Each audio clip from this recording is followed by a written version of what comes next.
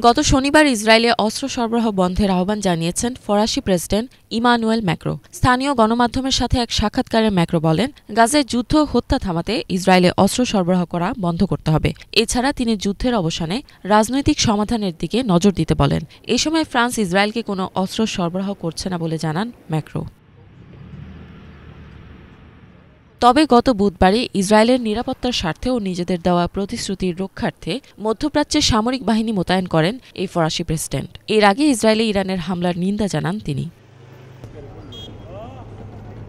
ঠিক ২ সপ্তাহ আগে প্যারিসের এলিজি প্যালেসে ওয়ার্ল্ড জিউইশ কংগ্রেসের সভাপতি রোনাল্ড এস লাউডারের সাথে বৈঠক করেন ম্যাক্রো। বৈঠকে ম্যাক্রো যুদ্ধের অবসান ও জিম্মিদের মুক্তির বিষয়ে আলোচনা করেন। তবে গাজা যুদ্ধে ইসরায়েলকে সামরিক ও কূটনৈতিক সহায়তা প্রদান করা অব্যাহত রেখেছে মার্কিন যুক্তরাষ্ট্র। মার্কিন সরকারের এহেন পদক্ষেপ নিয়ে বিশ্বব্যাপী অনেক সমালোচনার জন্ম নিয়েছে। গাজা সংঘাতের প্রায় ১ বছর পূর্ণ হতে চলেছে। গত বছরের অক্টোবর মাস থেকে গাজার নিরীহ মানুষের উপর নির্বিচারে হামলা চালিয়ে হত্যা করে আসছে ইসরায়েলি বাহিনী। ইফাত জাহান, বাংলাভিশন।